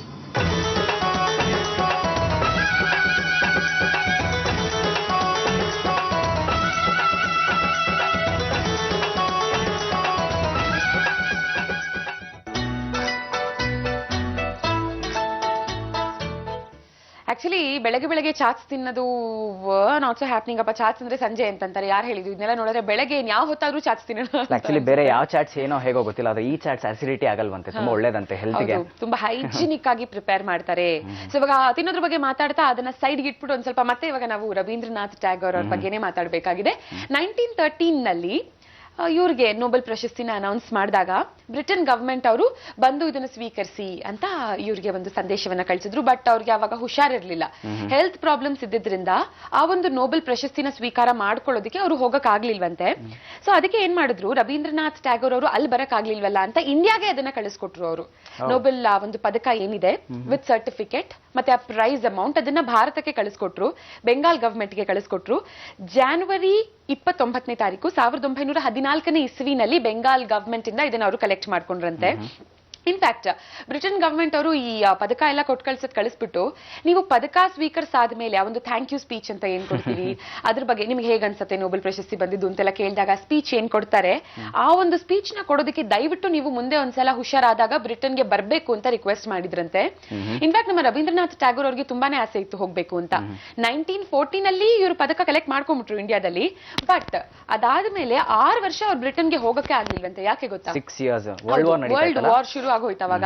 ಸೊ 1921 ನೋಡು ಪ್ರೈಸ್ ಅನೌನ್ಸ್ ಮಾಡಿದ್ದು 1913 ಬಟ್ 1921 ಇಸ್ವಿನಲ್ಲಿ ಇಷ್ಟು ವರ್ಷಗಳಾದ್ಮೇಲೆ ಹೋಗ್ಬಿಟ್ಟು ಥ್ಯಾಂಕ್ ಯು ಸೋ ಮಚ್ ನನಗೆ 1913 ನೋಬೆಲ್ ಪ್ರಶಸ್ತಿ ಕೊಟ್ಟಿದ್ದಕ್ಕೆ ಅಂತ ಹೇಳಿ ಆ ಒಂದು ಥ್ಯಾಂಕ್ ಯು ಸ್ಪೀಚ್ ನ ಅವರು ಕೊಟ್ರಂತೆ. ಇನ್ಫ್ಯಾಕ್ಟ್ ಇವ್ರಿಗೆ ಎಷ್ಟು ಕ್ಯಾಶ್ ಪ್ರೈಸ್ ಬಂದಿತ್ತು ಅಂತ ಗೊತ್ತಾ? ಪ್ರೈಸ್ ಇನ್ ದ ಸೆನ್ಸ್ ಆ ಒಂದು ಅಮೌಂಟ್ ಎಷ್ಟು ಬಂದಿತ್ತು ಅಂದ್ರೆ ಸಾವಿರದ ಲೆಕ್ಕನೇ ಇಲ್ಲ, ಲಕ್ಷದ ಲೆಕ್ಕದಲ್ಲಿ ಹೇಳ್ಬೇಕು. 1,16,269 ರೂಪಾಯಿ ಆ ಕಾಲಕ್ಕೆ ಅಷ್ಟು ಬಂದಿತ್ತು. ಇನ್ಫ್ಯಾಕ್ಟ್ ಬ್ರಿಟನ್ ಗವರ್ಮೆಂಟ್ ಅವರು ಅಂದ್ರೆ ನಮ್ಮ ದೇಶವನ್ನ ಆಳ್ತಿದ್ದಂತಹ ಬ್ರಿಟಿಷರ್ಸ್ ಏನ್ ಹೇಳಿದ್ರಂತೆ, ಇದು ನಿಮ್ಮ ಸ್ವಂತ ಸಂಪಾದನೆ, ಹಾಗಾಗಿ ನೀವು ಇದಕ್ಕೆ ಟ್ಯಾಕ್ಸ್ ಕಟ್ಲೇಬೇಕು ಅಂತ ಹೇಳಿ 2,070 ರೂಪಾಯಿನ ಟ್ಯಾಕ್ಸ್ ಅಂತ ಹೇಳಿ ಕಟ್ ಮಾಡಿ ಮಿಕ್ಕಿ ದುಡ್ಡನ್ನ ಮಾತ್ರ ನಮ್ಮ ರವೀಂದ್ರನಾಥ್ ಟ್ಯಾಗೋರ್ ಅವ್ರಿಗೆ ಕೇಳಿದ್ರೆ ಆತರ ನಿಮಗೆ ಕೊಡಬೇಕು ಕಪ್ಪ ಅಂತ ಕೇಳ್ತಿದ್ದಾರೆ. ಬಟ್ ಇನ್ಫ್ಯಾಕ್ಟ್ ಏನಂದ್ರೆ ಇವರು ಕಪ್ಪ ಅದನ್ನ ಹಿಡ್ಕೊಂಡು ಕೊಟ್ಟಾದ ಮೇಲೂ ಆ ರೆಸ್ಟ್ ಅಮೌಂಟ್ ಏನಿದೆ 1 ರೂಪಾಯಿ ಕೂಡ ನಮ್ಮ ರವೀಂದ್ರನಾಥ್ ಟ್ಯಾಗೋರ್ ಅವರು ಅವರ ಸ್ವಂತ ಖರ್ಚಿಗೆ ಅಂತ ಬಳಸ್ಕೊಳ್ಳಿಲ್ವಂತೆ. ಎಲ್ಲ ಸಮಾಜ ಸೇವೆಗೆ ಮತ್ತೆ ಸಾಹಿತ್ಯಕ್ಕೋಸ್ಕರನೇ ಬಳಸ್ಕೊಂಡ್ರಂತೆ. ಇಂಥ ಮಹಾನ್ ವ್ಯಕ್ತಿನ ಇನ್ನಷ್ಟು ನೆನೆಸ್ಕೊಂಡು ಅವ್ರ ಬಗ್ಗೆ ಇನ್ನಷ್ಟು ಮಾತಾಡೋಣ ಬಡೋದಕ್ಕಿಂತ ಮುಂಚೆ ಸೌಜನ್ಯ, ರವೀಂದ್ರನಾಥ್ ಟ್ಯಾಗೋರ್ ಅವ್ರ ಬಗ್ಗೆ ಸಾಕಷ್ಟು ಮಾತಾಡ್ತಿದ್ವಿ. ನಾಳೆನೂ ಸ್ವಲ್ಪ ಸ್ಪೆಷಲ್ ಎಲ್ಲ ಇದೆ ಅವ್ರ ಬಗ್ಗೆ. ಡೆಫಿನೆಟ್ಲಿ ನಾಳೆ ನೀವು ಎಕ್ಸ್ಪೆಕ್ಟೇ ಮಾಡಿರಲ್ಲ ಅಂತದೇನೋ ಒಂದು ಸ್ಪೆಷಲ್ ಕಾದಿರತ್ತೆ. ನೀವ್ ಅದನ್ನ ನೋಡಾದ್ಮೇಲೆ ಧನ್ಯನಾದ್ನಪ್ಪ, ಜಿ ಕನ್ನಡ ನೋಡಿದ್ದಕ್ಕೂ ಸಾರ್ಥಕ ಆಯ್ತು ಅಂತ ಡೆಫಿನೆಟ್ಲಿ ಅನ್ಕೊಳ್ತೀರಾ. ಸೊ ಅದಕ್ಕೆ ನಾವ್ ಗ್ಯಾರಂಟಿ. ರವೀಂದ್ರನಾಥ್ ಟ್ಯಾಗೋರ್ ಅವ್ರು ಹೇಗೋ ಹಾಗೆ ಹಂಸಲೇಖ ಅವರು ನಾವಿಲ್ಲಿ ತುಂಬಾನೇ ನೆನ್ಸ್ಕೊಬೇಕು. ಕರ್ನಾಟಕದಲ್ಲಿದ್ದು ಅವರಾಗಿರುವಂತ ಕನ್ನಡ ಅಭಿಮಾನ ಏನಿದೆ. ಆಕ್ಚುಲಿ ಅವ್ರಿಗೆ ಹಂಸಲೇಖ ಅನ್ನೋ ಹೆಸರು ಹೇಗ್ ಬಂತು ಗೊತ್ತಾ? ಅವರು ತುಂಬಾ ಚೆನ್ನಾಗಿ ಕವನಗಳೆಲ್ಲ ಬರೀತಿದ್ರು. ಸೊ ಹೀಗೆ ಒಂದು ಕವನನ ಬರೆದು ಅವರ ಫೇವ್ರೆಟ್ ಟೀಚರ್ ಒಬ್ಬರಿಗೆ ಅದನ್ನ ತೋರಿಸಿದ್ರಂತೆ. ಹೇಗಿದೆ ನೋಡಿ ಅಂತ. ಚಿಕ್ಕ ವಯಸ್ಸಲ್ಲಿ ಪ್ರೋತ್ಸಾಹ ಬೇಕಲ್ವಾ? ತೋರಿಸಿದಾಗ ಅವರು ತುಂಬಾ ಚೆನ್ನಾಗಿದೆ, ನಿನ್ನಲ್ಲಿ ಒಂದ್ ಟ್ಯಾಲೆಂಟ್ ಇದೆ, ಮುಂದೆ ನೀನ್ ನಿಜವಾಗ್ಲೂ ದೊಡ್ಡ ವ್ಯಕ್ತಿ ಆಗ್ತೀಯಾ ಅಂತ ಹೇಳಿ ಅವರಿಗೆ ಒಂದು ಲೇಖನ ಕೊಟ್ರಂತೆ. ಅಂದ್ರೆ ಪೆನ್, ಲೇಖನಿ ಕೊಟ್ರಂತೆ. ಆ ಒಂದು ಪೆನ್ ಹೇಗಿತ್ತು ಅಂದ್ರೆ ಮುಂದೆ ನಿಬ್ ಏನಿರುತ್ತೆ ಅದಲ್ಲ, ಅದಕ್ಕೆ ಆಪೋಸಿಟ್ ಭಾಗದಲ್ಲಿ ಒಂದು ಹಂಸ ಇತ್ತಂತೆ. ಹಂಸ ಪ್ಲಸ್ ಲೇಖನಿ ಸೇರಿ ಹಂಸಲೇಖ. ಈ ಒಂದು ಪೆನ್ನಿಂದ ಸಾಕಷ್ಟು ಕವನಗಳನ್ನೆಲ್ಲ ಬರೆದು ಅವರು ಸಿಕ್ಕಾಪಡೆ ಖುಷಿ ಪಟ್ರು, ಸಿಕ್ಕಾಪಡೆ ಪಾಪ್ಯುಲರ್ ಆಯ್ತು ಆ ಕವನಗಳು. ಸೊ ಅದಕ್ಕೋಸ್ಕರ ಅವರ ಫೇವ್ರೆಟ್ ಟೀಚರ್ ಕೊಟ್ಟಂತಹ ಆ ಪೆನ್ನಿಂದ ಅವ್ರ ಕವನಗಳನ್ನ ಬರ್ದಿದ್ರಿಂದ ಹಂಸಲೇಖ ಅನ್ನೋ ಹೆಸರು ಬಂತು ಅಂತ ಕೂಡ ಕೆಲವೊಂದ್ ಕಡೆ ಪೆನ್ ನೇಮೇ ಆಗೋಯ್ತು. ಯಾಕೆ ಇವಾಗ ಹಂಸಲೇಖ ಅವ್ರ ಬಗ್ಗೆ ಮಾತಾಡ್ತಿದ್ವಿ ಅಂದ್ರೆ, ನಾವಿವಾಗ ರಾಜ್ಯೋತ್ಸವವನ್ನ ಆಚರಿಸುವಂತ ತಿಂಗಳಿನಲ್ಲಿ ಇದೀವಿ. ಹೌದು, November 1 ಮಾತ್ರ ಸಾಕ ಆಚರಿಸಿದ್ರೆ ಸಾಲದು, ಇಡೀ ತಿಂಗಳು ಆಚರಿಸಬೇಕಾ ಅದು ಸಾಲದು, ಇಡೀ ವರ್ಷ ಸದಾ ನಾವು ಆಚರಿಸ್ತಾನೆ ಇರ್ಬೇಕು. ಸೊ ಇವಾಗ ಮಾರ್ನಿಂಗ್ ಮಂತ್ರದಲ್ಲಿ ಆ ಸೆಲೆಬ್ರೇಷನ್ಸ್ ನ ಕಂಟಿನ್ಯೂ ಮಾಡ್ತಾ ನಮ್ಮ ಕರ್ನಾಟಕಕ್ಕೋಸ್ಕರ, ಕನ್ನಡಕ್ಕೋಸ್ಕರ ನಮ್ಮ ಹಂಸಲೇಖ ಅವರು ಒಂದು ಗೀತೆಯ ರಚನೆ ಮಾಡಿದ್ದಾರೆ. ಅವರೇ ಸಾಹಿತ್ಯ ಕೂಡ ಬರೆದಿದ್ದಾರೆ, ಕೂಡ ಸಂಯೋಜಿಸಿದ್ದಾರೆ. ಹಾಡಿರೋದು ನಮ್ಮ ಕನ್ನಡದ ಹುಡುಗ SPB ಅವರ ವಾಯ್ಸ್ ನ ತುಂಬಾ ಚೆನ್ನಾಗಿ ರಿಸೆಂಬಲ್ ಮಾಡುವಂತ ಅಷ್ಟೇ ಚೆನ್ನಾಗಿರೋ ಮಧುರ ಕಂಠದ ಗಾಯಕ ರಾಜೇಶ್ ಕೃಷ್ಣನ್ ಅವರು. ಇವಾಗ ಅದೇ ಹಾಡು ನಿಮಗೋಸ್ಕರ ನಾವು ತೋರಿಸ್ತಿದೀವಿ ಜೀ ಕನ್ನಡದಲ್ಲಿ ಮಾತ್ರ.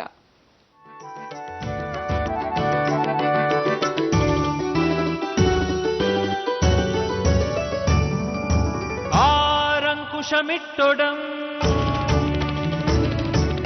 ആരങ്കുശമിട്ടൊടം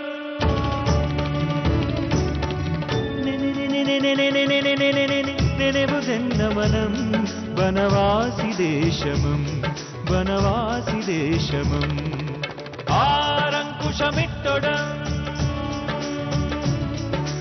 ആരങ്കുശമിട്ടൊടം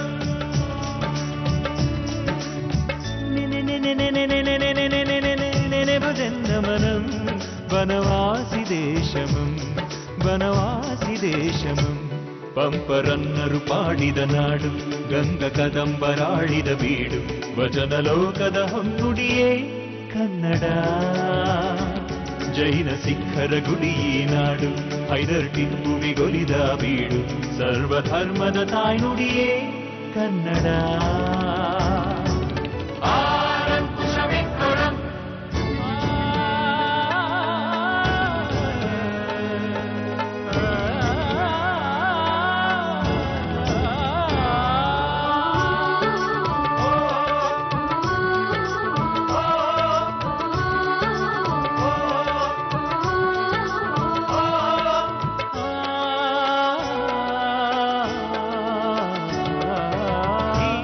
ಮಣ್ಣ ಕಲಿಗಳ ಬೆವರಲಿ ನುಡಿಯ ದಾಸರ ದಯದಲ್ಲಿ ಹುಟ್ಟಿತು ಕರ್ನಾಟಕ. ಆ ಕೊಡವ ಮೊಗವೀರರ ಛಲಯಿ ಗಂಡು ಮೆಟ್ಟಿನ ಜನಬಲ ಕಟ್ಟಿತು ಕರ್ನಾಟಕ. ಮಮರಿರಿ ಗಗ ಸ್ವರಗಳು ಭಾವದ ಬಲೆಯನ್ನು ಬೀಸಿರಲು ಬಾರಿಸು ಕನ್ನಡ ಡಿಂಡಿಮವೆನ್ನುವ ಕನ್ನಡ ಶಿವ ಕುಣಿದಾಡಿರಲು.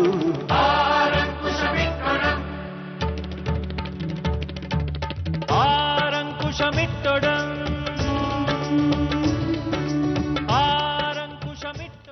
ಬಾಬಾ ಅದ್ಭುತವಾಗಿತ್ತು ಸಾಂಗ್. ನಿಜವಾಗ್ಲೂ ಡೆಪ್ತ್ ಅಲ್ಲಿ SP ಅವ್ರು ಹಾಡ್ದಂಗೆ ಇದೆ. ರಾಜೇಶ್ ಕೃಷ್ಣ ಅವರು ನೀಟಾಗಿ ಆಲಿಸ್ ಕೇಳಿಸ್ಕೊಂಡ್ರೆ SP ಹಾಡ್ದಂಗೆ ಇದೆ ಸಾಂಗ್. ಅಂಡ್ ನಮ್ಮ ಕರ್ನಾಟಕ ಅದೆಷ್ಟು ಸುಂದರವಾಗಿದೆ ಅಂತ ವಿಡಿಯೋದಲ್ಲಿ ಗೊತ್ತಾಗುತ್ತೆ. ನಮ್ಮ ರಾಜೇಶ್ ಕೃಷ್ಣನ್ ಅವರ ಧ್ವನಿ ಅದೆಷ್ಟು ಮಧುರವಾಗಿದೆ ಅಂತ ಹಾಡು ಕೇಳಿದ್ರೆ ಗೊತ್ತಾಗುತ್ತೆ.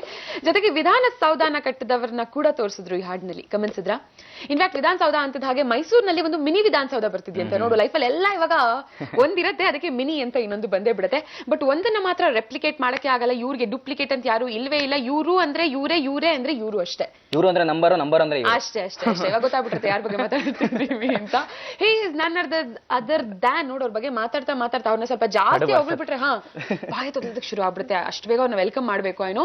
ಸೊ ಲೆಟ್ಸ್ ವೆಲ್ಕಮ್ ಆರ್ಯವರ್ಧನ್ ಅವ್ರನ್ನ. ಆರ್ಯವರ್ಧನ್ ಅವರೇ, ನಮಸ್ಕಾರ, ಕಾರ್ಯಕ್ರಮಕ್ಕೆ ಸ್ವಾಗತ. ಉಜ್ಜಾಯ ರಾಘವೇಂದ್ರಾಯ ಸತ್ಯಧರ್ಮರತಾಯಿತ ಭೈತಾಂ ಕಲ್ಪವೃಕ್ಷಾಯ ನಮತಾಂ ಕಾಮಧೇನವೇ ಶ್ರೀಮನ್ನಾರಾಯಣ ಮಹಾಲಕ್ಷ್ಮೀ ದೇವಿ ನಮಸ್ತುತೆ. ಅರುವಿಗೆ ಶರಣಂದೆ, ಗುರುವಿಗೆ ಶರಣಂದೆ, ವಾಗ್ದೇವಿ ಸರಸ್ವತಿಗೆ ಶರಣಂದೆ, ಸಮಸ್ತ ಅಭಿಮಾನಿ ಕೂಡ ಶರಣಂದೆ. ಶರಣೇಂದ್ವಿ, ನಾವು ಕೂಡ ನಿಮ್ಗೆ. ಇವಾಗ ಪ್ರತಿದಿನ ನಾವು ಈ ಕಾರ್ಯಕ್ರಮ ಸ್ಟಾರ್ಟ್ ಆಗೋದಕ್ಕಿಂತ ಮುಂಚೆ ಯಾವ್ದ್ರ ಬಗ್ಗೆ ಮಾತಾಡೋಣ ಅಂತೆಲ್ಲ ಡಿಸ್ಕಸ್ ಮಾಡ್ತಿರ್ತೀವಿ. ಪ್ರತಿದಿನ ನಿಮ್ಗೆ ಹೊಸ ಹೊಸ ವಿಷಯಗಳನ್ನ ಕೊಡಬೇಕು ಅನ್ನೋದು ನಮ್ಮ ಆಸೆ. ಇವತ್ತು ಬಾಸ್ ಬಗ್ಗೆ ಮಾತಾಡೋಣ. ಸುಮಾರು ಜನ ಇವ್ರನ್ನ ಬಾಸ್ ಬಾಸ್ ಅಂತಾನೆ ಕರೀತಾರೆ. ಆಕ್ಚುಲಿ ದೇವ್ರನ್ನ, ಇನ್ಫ್ಯಾಕ್ಟ್ ಶನಿ ದೇವರನ್ನ ಬಾಸ್ ಅಂತಾನೆ ಕರೀತಾರೆ. ಯಾಕಂದ್ರೆ ಶನಿ ನಮ್ಮಲ್ಲಿ ಕೃಪೆ ತೋರ್ದ ಅಂದ್ರೆ ಹೇಗಿದ್ದವ್ರು ಹೇಗ್ ಬೇಕಾದ್ರೂ ಆಗ್ಬಿಡ್ತೀವಿ. ಅದೇ ಶನಿಯ ಕೆಟ್ಟ ದೃಷ್ಟಿ ನಮ್ಮೇಲೆ ಬಿತ್ತು ಅಂದ್ರೆ ಮುಗಿದೋಯ್ತು ಕತೆ. ಎಲ್ಲೋ ಇದ್ದವ್ರು ಎಲ್ಲೋ ಬಂದು ಬಿದ್ಬಿಡ್ತಾರೆ. ಇಂಥ ಶನಿಯ ಆ ಒಂದು ದಶೆ 7.5 ನಡಿಬೇಕಾದ್ರೆ ಯಾರಿಗ ಒಳ್ಳೇದಾಗತ್ತೆ, ಯಾರಿಗೆ ಕೆಟ್ಟದಾಗತ್ತೆ, ಇದ್ರ ಬಗ್ಗೆ ಕಂಪ್ಲೀಟ್ ಡೀಟೇಲ್ಸ್ ತಿಳ್ಕೊಂಡಾಗ ನೀವು ಹೆದರ್ಕೊಳ್ಳಲ್ಲ ಅಲ್ವಾ ಸರ್? ಈ 7.5 ಬಗ್ಗೆ ನಮ್ಗೆ ಇವತ್ತು ತಿಳಿಸ್ಕೊಡಿ. ಯಾಕಂದ್ರೆ ಸುಮಾರು ಜನ ಹೆದರ್ಕೊಂಡ್ಬಿಡ್ತಾರೆ ಶನಿ ಅಂದ್ರೆ. ನೋಡಿ, ಫಸ್ಟಿಗೆ ನನಗೆ ಶನಿ ದಶೆ ನಡೀತೈತೆ. ಯಾರಿಂದಲೋ ಸ್ಟಾರ್ಟ್ ಮಾಡೋದಕ್ಕಿಂತ ನನ್ನಿಂದಲೇ ಸ್ಟಾರ್ಟ್ ಮಾಡಿದ್ರೆ ಚೆನ್ನಾಗಿರುತ್ತೆ. ಆಮೇಲೆ ಇವತ್ತು 12/11/2013 ಇವತ್ತಿನೆಲ್ಲ ಡೇಟಾ ಪರ್ ಕೌಂಟ್ ಮಾಡಿದ್ರೆ 11 ಬರುತ್ತೆ. ಇದು ತುಂಬ ರಾಜಯೋಗದ ದಿನ ಅಂತೆ. ಅದು ರಾಜಯೋಗದ ದಿನ ಅಂದರೆ ಹೇಗಪ್ಪ ಅಂದರೆ, ಮಕ್ಕಳು ಹುಟ್ಟಿದ್ರೆ ತಂದೆಗೆ ರಾಜಯೋಗ ಬರುತ್ತೆ. ಅದು ಕೂಡ 9 ಗಂಟೆಯಿಂದ 10:30 ಹುಟ್ಟುಬಿಟ್ರೆ ತಂದೆದರಿಗೆಲ್ಲ ತುಂಬ ರಾಜಯೋಗದ ದಿನ ಇವತ್ತು. ಈ ಒಂದು ಡೇಟಲ್ಲಿ ಮಕ್ಕಳು ಹುಟ್ಟಿದ್ರೆ ತುಂಬ ರಾಜಯೋಗ. ಆಮೇಲೆ ಹೋದ ವರ್ಷ ಇದೇ ನಂಬರು ತುಂಬ ಡೇಂಜರ್ ನಂಬರ್ ಆಗಿತ್ತು. ನಾನು ಹೇಳ್ತೀನಿ ಅಂತ ಆ ನಂಬರ್ ಎಲ್ಲ ಡೇಂಜರ್ ಆಗಿತ್ತೆ ನನಗೆ ಗೊತ್ತಿರಲ್ಲ. ಬರೀ ಎಲ್ಲ ಮಾಧ್ಯಮ ನಮ್ಮಲ್ಲಿ ನಂದು ಆರ್ಯವರ್ಧನ್ ವೆಬ್ಸೈಟಲ್ಲಿ ತೆಗೆದು ನೋಡ್ರೆ ಇಂತಿಂತಂದು ಆಗುತ್ತೆ ಅಂತ ಬರ್ದಿದ್ದೆ. ಸರ್, ವೆಬ್ಸೈಟ್ ಬೇರೆ ಇದೆಯಾ ನಿಮ್ದು? ಹೇಳಿ, ಅದ್ರ URL ಏನು? ಹೇಳ್ತೀನಿ. ಅದನ್ನ ಅವ್ರು ಹೇಳೋದಕ್ಕಿಂತ ಮುಂಚೆ ಸರ್, ನಿಮ್ಮನ್ನ ಇನ್ನೂ ಮಾತಾಡ್ಸ್ಬೇಕಂತ ಆಸೆ. ಆದ್ರೆ ಅನಿವಾರ್ಯ ಕಾರಣಗಳಿಂದ ಗೊತ್ತಲ್ಲ, ಬ್ರೇಕ್ ತಗೋಬೇಕಾಗುತ್ತೆ. ಬ್ರೇಕ್ ತಗೊಂಡು ವಾಪಸ್ ಬಂದು ಮಾತಾಡೋಣ ಇನ್ನಷ್ಟು. ಇನ್ಫ್ಯಾಕ್ಟ್ ಏನಂದ್ರೆ ಅರುಣ್, ನಮ್ ಕಷ್ಟ ನಮಗೆ ಮಾತ್ರನೇ ಗೊತ್ತು ಬಿಡು. ಯಾಕೆ ಹೇಳು, ಎಷ್ಟೋ ಸಲ ಇಲ್ಲಿ ಬ್ರೇಕ್ ತಗೋಬೇಕಾಗುತ್ತೆ ಅರ್ಜೆಂಟ್ ಆಗಿ. ಪಾಪ ಇವ್ರೇನೋ ಇಂಪಾರ್ಟೆಂಟ್ ಆಗಿ ಮಾತಾಡ್ತಿರ್ತಾರೆ, ಮಧ್ಯದಲ್ಲಿ ಬ್ರೇಕ್ ಅನ್ನು ಕಟ್ ಮಾಡ್ಬೇಕಾಗುತ್ತೆ. ಜನ ನಮ್ಮನ್ನ ತಾನು ಬೈಕೋತಾರೆ. ಬೈಕೊಳಕ್ ಹೋಗ್ಬೇಡಿ, ಅವ್ರವ್ರ ಕೆಲ್ಸದ ಕಷ್ಟ ಅವ್ರವ್ರಿಗೆ ಮಾತ್ರ ಗೊತ್ತಿರುತ್ತೆ.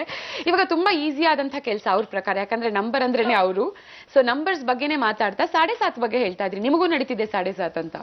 ನನಗೆ ಶನಿ ದಶೆ ನಡೀತೈತೆ. ಆಮೇಲೆ ಇವತ್ತು ಭರಣಿ ಪುಬ್ಬ ಪೂರ್ವಾಷ ನಕ್ಷತ್ರದಲ್ಲಿ ಯಾರು ಹುಟ್ಟಿದಾರು ತುಂಬ ರಾಜಯೋಗದ ದಿನ. ಅದೇ ಥರ ಹಾರಿದ್ರ ಸ್ವಾತಿ ಶತಭಿಷ ನಕ್ಷತ್ರ, ಈ 6 ನಕ್ಷತ್ರ ತುಂಬ ರಾಜಯೋಗದ ದಿನ. ಆಮೇಲೆ ಇವತ್ತಿನ ಡೇಟು 12ನೇ ತಾರೀಕು. ಯಾರ್ಯಾರಿಗೆ ಒಳ್ಳೇದು ಮಾಡುತ್ತೆ, ಯಾರ್ಯಾರಿಗೆ ಕೆಟ್ಟದ್ದು ಮಾಡುತ್ತೆ ಅಂದರೆ 1ನೇ ತಾರೀಕು, 10ನೇ ತಾರೀಕು, 19ನೇ ತಾರೀಕು ಹುಟ್ಟಿದಾಗ ತುಂಬ ಒಳ್ಳೆ ದಿನ. ಅದೇ ರೀತಿಯಲ್ಲಿ 2ನೇ ತಾರೀಕು, 11ನೇ ತಾರೀಕು, 20ನೇ ತಾರೀಕು, 29ನೇ ತಾರೀಕು ಕೂಡ ತುಂಬ ಒಳ್ಳೆ ದಿನ. 3 ಮತ್ತು 12, 21, 30 ಇವ್ರಿಗೂ ಕೂಡ ತುಂಬ ಒಳ್ಳೆ ದಿನಗಳು. ಅದು 4, 13, 22, 31 ಕೂಡ ತುಂಬ ಒಳ್ಳೆ ದಿನಗಳೇ. ತುಂಬ ಡೇಂಜರ್ ದಿನ, ತುಂಬ ಕೆಟ್ಟ ದಿನ ಅಂದರೆ 5ನೇ ತಾರೀಕು. ನೋಡಿ, 5 ಅಂದರೆ ನಾನು 5ನೇ ತಾರೀಕು ನಾನು ಬಂದು 13 ನಿಮಿಷ 1 ನಿಮಿಷ ಮಾತಾಡಿದ್ನಿಲ್ಲ, ನನಗೆ ಗೊತ್ತಿಲ್ಲ. ಯಾಕಪ್ಪ ಅಂದರೆ ನನ್ನ ಡೇಟ್ ಇವತ್ತು ನನ್ನ ಮಾತಾಡ್ಸೋಕ್ಕೆ ಬಿಡಲ್ಲ. ಅದಕ್ಕೋಸ್ಕರ ನೋಡಿ, ಸಬ್ಜೆಕ್ಟ್ ಅಂದರೆ ನಾನು ಅಂದರೆ ಸಬ್ಜೆಕ್ಟು. 5ನೇ ತಾರೀಕು, 14ನೇ ತಾರೀಕು ಮತ್ತು 23ನೇ ತಾರೀಕು ದಿನ ಅಷ್ಟೊಂದು ಚೆನ್ನಾಗಿರಲ್ಲ. ಇದೊಂದು ದಯವಿಟ್ಟು ಹುಷಾರಾಗಿ ಇವತ್ತಿನ ದಿವಸ ಭಾಳ ಹುಷಾರಾಗಿರೋ. ಆಮೇಲೆ ಈ ಒಂದು ದೀಪಾವಳಿ ಹಬ್ಬದ ಮಧ್ಯೆ ಈ ನಂಬರ್ ಹಂಗೆ ನಿಂತಿಲ್ಲ. ಈ ದೀಪಾವಳಿ ಹಬ್ಬದ ಮಧ್ಯದಲ್ಲಿ ಎಷ್ಟನೇ ತಾರೀಕು ದಿನ ಚೆನ್ನಾಗಿಲ್ಲ ಅಂತ ಹೇಳಿ, 17ನೇ ತಾರೀಕು ನೋಡಿ ಸಣ್ಣ ಮಕ್ಕಳನ್ನ ಹತ್ಯೆ ಮಾಡೋದು ಇನ್ನೊಂದು ಮಾಡೋದೆಲ್ಲ ನಡೀತಿಂತ ನಿನ್ನೆ ಬಾಪೂಜಿ ನಗರದಲ್ಲಿ ಒಂದು PN ಅಕ್ಷರ ಮಗು ಹೆಸರು ಹೆಣ್ಮಗು 1.5 ವರ್ಷದ ಮಗು 6 ಲೀಟ್ರ್ ನೀರಿರಂತ ಒಂದು ಬಕೆಟಿಗೆ ಒಂದು ಟವಲ್ ಎತ್ತಕ್ಕೆ ಹೋಗ್ಬಿಟ್ಟು ಬಿದ್ದು ಸದೋಗ್ಬಿಟ್ಟೈತೆ. ನೋಡಿ ದಯವಿಟ್ಟು ಅರ್ಥ ಮಾಡ್ಕೊಳ್ಳಿ. ಆಮೇಲೆ ಗ್ಯಾಸ್ ಎಲ್ಲ ಬಸ್ಟ್ ಆಗೈತೆ.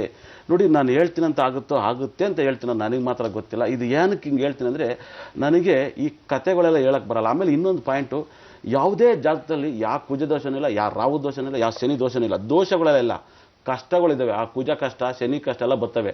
ಇದಕ್ಕೆಲ್ಲ ಪರಿಹಾರ ಎತ್ತರಕ್ಕೆ ನಮ್ಮ ದೊಡ್ಡಪ್ಪ ಚಿಕ್ಕಪ್ಪ ಮಕ್ಕಳ ಗ್ರಹಗಳು ಸೈಡ್ಗೆ ಎತ್ತಿಡ್ಬಿಡೋಕೆ ಇದೇನೋ ದೋಷ ಇದೆ ಸರ್ ಅಂತ ನಾನು ಹೇಳಿದ ತಕ್ಷಣ ಅವ್ರೇನು ಸೈಡ್ಗೆ ಹೋಗ್ಬಿಡ್ತಾರ? ಯಾರೆಲ್ಲೂ ಹೋಗಲ್ಲ. ಅವ್ರ ಟೈಮಿಗೆ ಬಂದು ಕೊಡ್ತಾ ಇರ್ತಾವೆ ಕೆಲಸಗಳನ್ನ.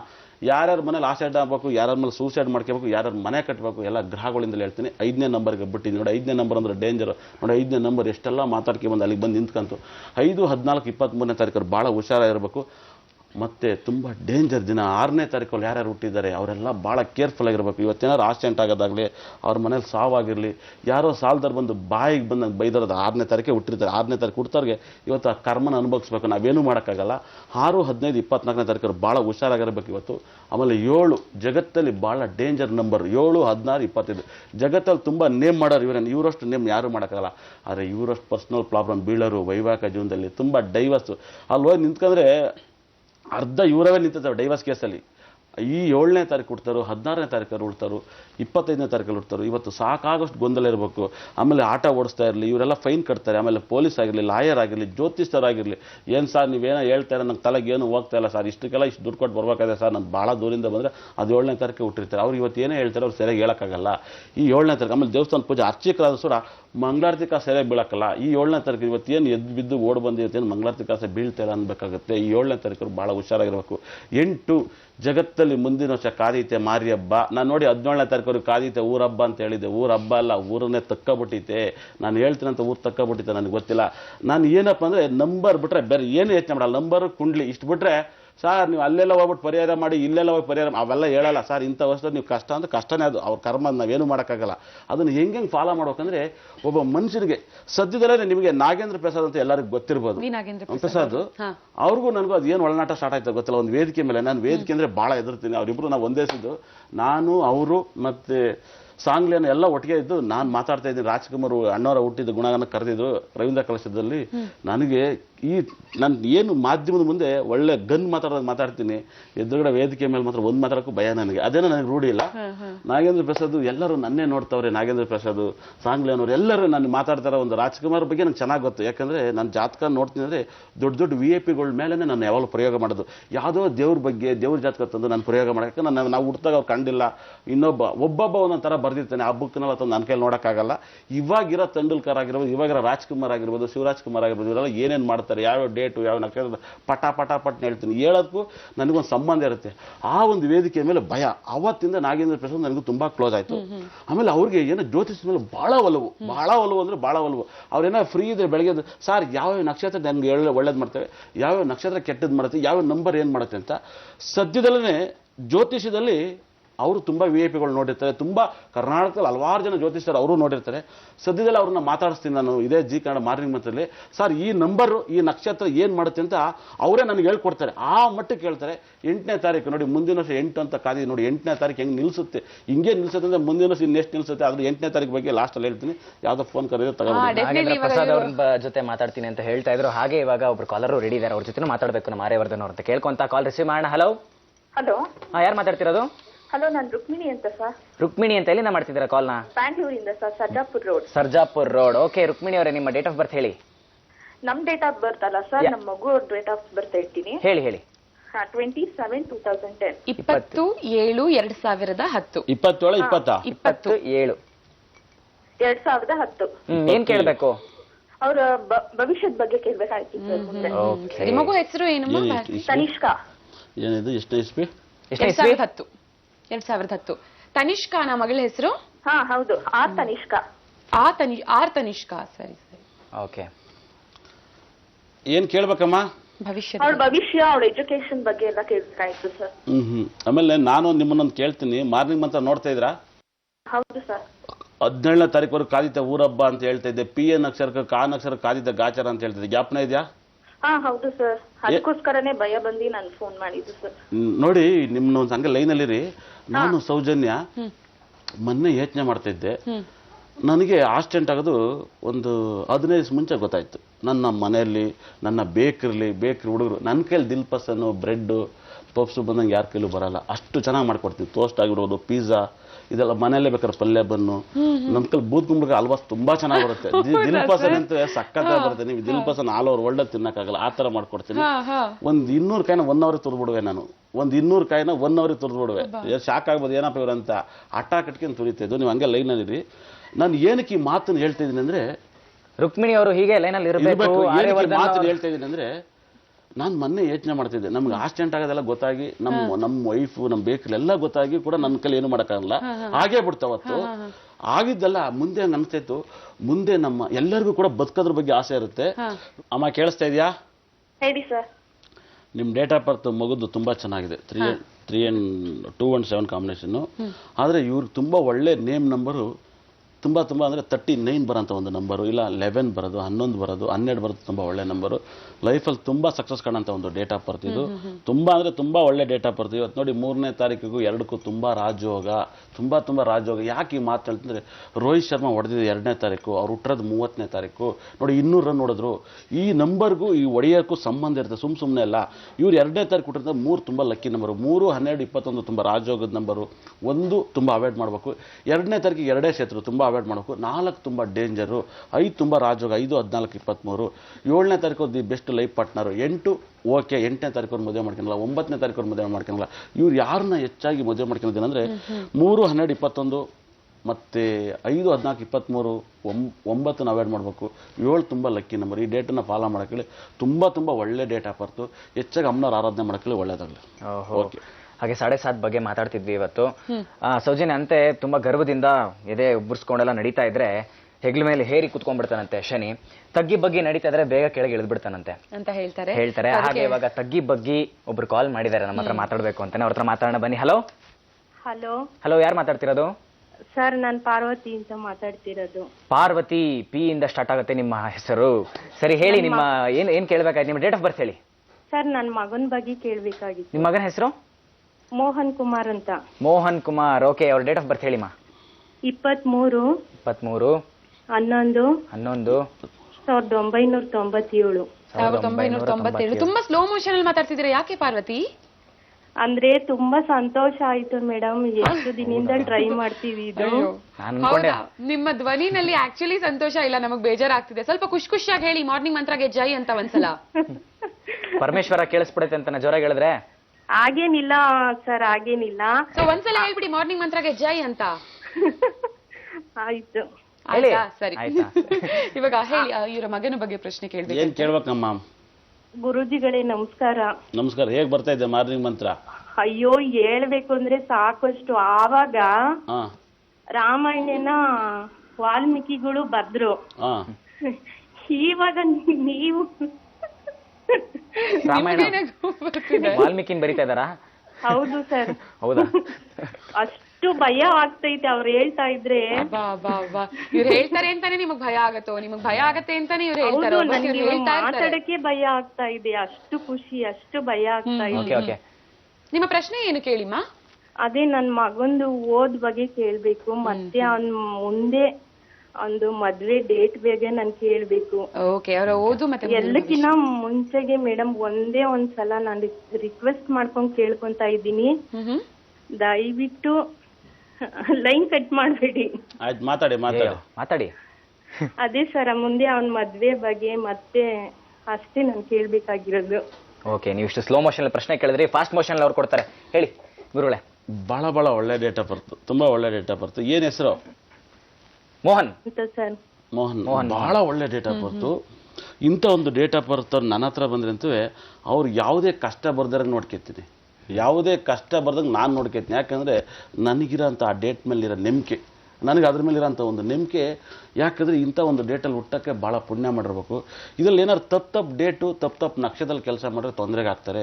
ನಿಮಗೆ ಗೊತ್ತಿಲ್ಲ, ಒಬ್ಬ ಮನುಷ್ಯನಿಗೆ ನಾನೇನಾದ್ರು ಒಂದು ಪರಿಹಾರ ಕೊಟ್ಟರೆ ನಂಬರು ಮತ್ತು ನಕ್ಷತ್ರ ಮತ್ತು ರಾಶಿಲಿ ಮಾತ್ರ ಪರಿಹಾರ.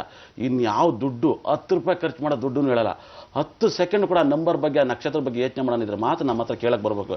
ಏನೋ ಟಿ ವಿಲಿ ಬಂದು ಜ್ಯೋತಿಷ್ ಹೇಳ್ತಾರೆ, ಫೋನ್ ಮಾಡ್ಬಿಟ್ಟು ಅವ್ರ ಹತ್ರ ಹೋಗ್ಬಿಡೋಣ ಅಂತ ಬರಬೇಡಿ. ಯಾಕೆಪ್ಪ ಅಂತ ಈ ಮಾತನ್ನು ಹೇಳ್ತಿದ್ರೆ, ಸುಮ್ಮನೆ ಎಲ್ಲದಕ್ಕಲ್ಲ, ಆ ನಂಬರ್ನ ಆ ಡೇಟನ್ನು ಫಾಲೋ ಮಾಡೋಕ್ಕೆ ನಿಮಗೆ ತಾಳ್ಮೆ ಇದ್ದರೆ ಫೋನ್ ಮಾಡಿಬಿಟ್ಟು ಯಾರ್ಯಾಗಲಿ, ನನಗಾಗಲಿ ಇನ್ನೊಬ್ರಿಗಾಗಲಿ ಸುಮ್ಮನೆ ಕರೆ ಸಿಕ್ತು ಅಂತ ಫೋನ್ ಮಾಡಿ ಕೇಳಿ, ಅವ್ರ ಹತ್ರ ಹೋಗೋಣ ಜ್ಯೋತಿಷ ಕೇಳ್ಕೆ ಬರೋಣ ಅಂದರೆ ಯಾರು ಕೂಡ ಜೈನರನ್ನು JP ನಗರ ಮಾಡೋಕ್ಕಾಗಲ್ಲ. ದಯವಿಟ್ಟು ಅರ್ಥ ಮಾಡ್ಕೊಳ್ಳಿ.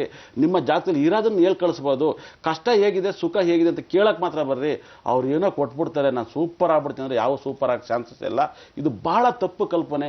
ಇದೇನೋ ನಮ್ಮ ಜ್ಯೋತಿಷ್ಯರು ಹೇಳಿ ಜನಗಳನ್ನ ಹಾಳು ಮಾಡಿಬಿಟ್ಟವ್ರ ಕಡೆ ನನಗೆ ಮಾತ್ರ ಗೊತ್ತಿಲ್ಲ.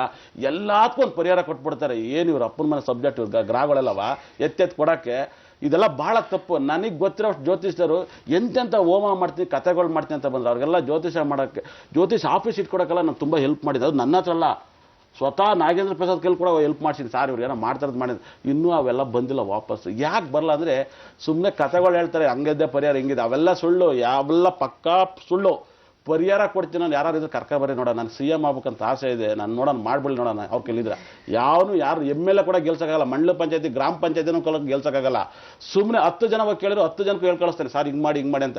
ಯಾರೋ ಒಬ್ಬ ಗೆದ್ರೆ ಅವನಿಂದ ನಾಳೆ ಹೋಗ್ಬಿಡ್ತಾರೆ. ಇವ್ರು ಗೆದ್ರು ನಾನಿವ್ರು ಹೇಳ್ಕೊಟ್ಟಿದ್ದೆ ಅಂತ. ಇದೆಲ್ಲ ಸುಳ್ಳು.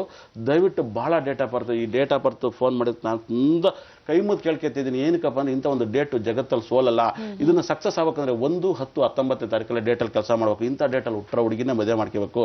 ಇವ್ರು ತಪ್ಪಿ 3ನೇ ತಾರೀಕವ್ರನ್ನೋ 12ನೇ ತಾರೀಕವ್ರನ್ನೋ 30ನೇ ತಾರೀಕವ್ರನ್ನ ಮದುವೆ ಮಾಡ್ಕೊಬಿಟ್ರೆ ಮುಗಿದೋಯ್ತು ಕಥೆ. ಲಾಯರ್ ಮನೆ ಕಟ್ಬಿಡ್ತಾರೆ.